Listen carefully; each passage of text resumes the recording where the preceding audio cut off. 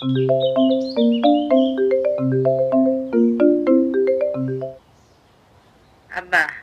ওষুধের টাকাটা পাঠাবা না? ভাইয়া ওগো এবারে তাতে নেই পাইলাম আমার আর ভালো লাগে না। তুমি যেমনি পারো অন্য কিস্তির টাকা পাঠাও।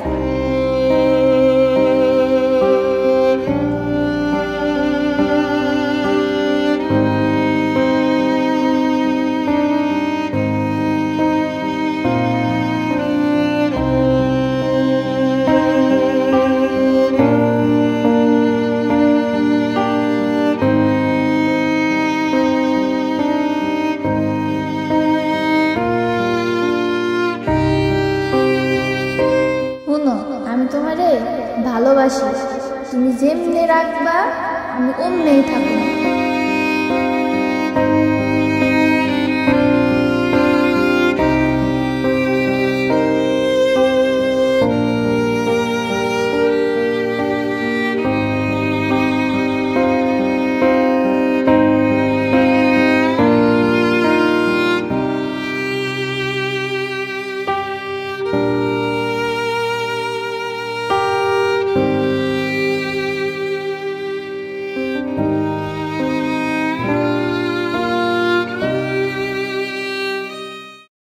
কি অবস্থা?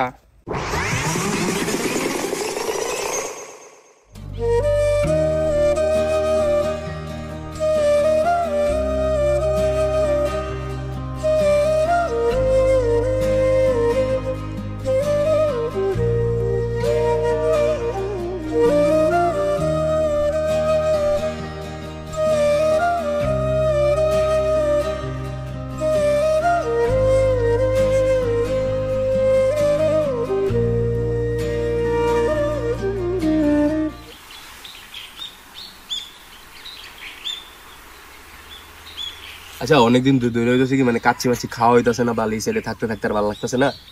একদিন ঘুরে টুরে কাচ্চি মাছি খাই গা। ল আজকে খাইবার যাই, ঠিক ও আজকে খাওয়া দাওয়ার অনেকদিন ধরে আসছি ক্যাম্পাসে, এখন পর্যন্ত ঢাকার ওই পাশে যাওয়া না, বিরিয়ানি টিরানি খুব মিস করি। চলো আজকে যাই সবাই, টাকা টুকা উঠাইতেলে যাই আজকে। হ্যালো আছে কত কার কার পকেট একটু লারা মার দেখ।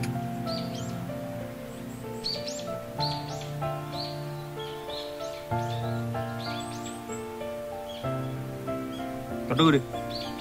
না ভাই আমি জাম না, চলে কিছু ভাই একটু সমস্যা আছে।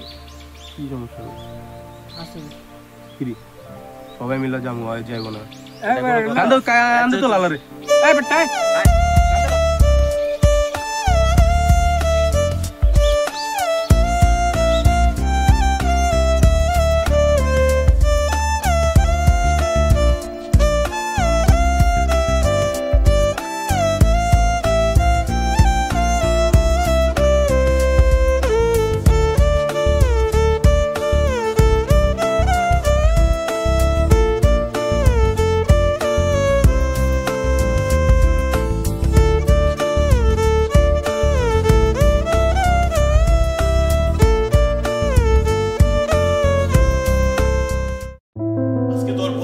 কোম্পানিতে যাওয়ার কথা ছিল, এত বড় একটা ঘরে ইম্পর্টেন্ট মিটিং তুমি সংসেজে ব্লেম করে গেলে।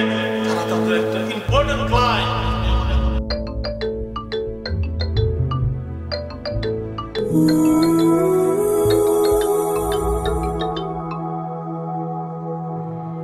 আব্বা, তুমি কেমন আছো?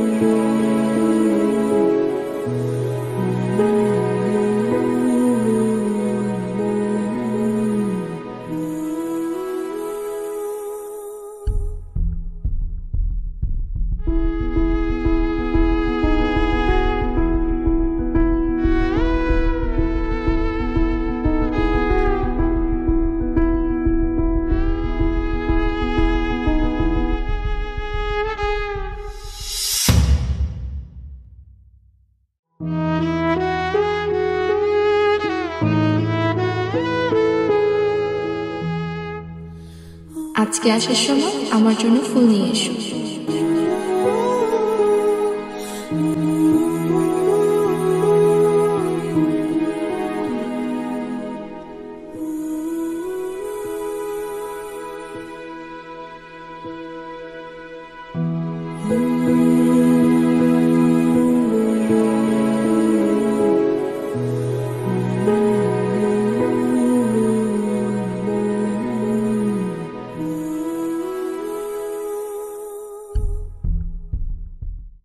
ঢাকা শুধু একটি ব্যস্ততম মহানগর নয়, এ আমাদের আবেগ, আমাদের গভীরতম স্পর্শ, এ আমাদের স্বপ্ন দেখার ঠিকানা, আর এ আমাদের প্রতিদিনের মহাযুদ্ধের ময়দান। এই শহরে প্রতিটা ধূসরিতে, প্রতিটা অচেনা মনে লুকিয়ে আছে হাজারো অচেনা গল্প। এখানে বিভিন্ন মানুষ বেঁচে থাকে তার নিজস্ব চরিত্র।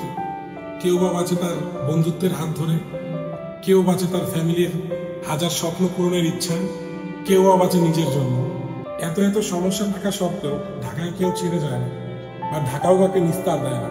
ঢাকা এটা কোনো ব্যস্ততম নগর নয়, এটা আমাদের ইমোশন। ঢাকা আসলে একটা প্রতিচ্ছবি আয়নার মতো।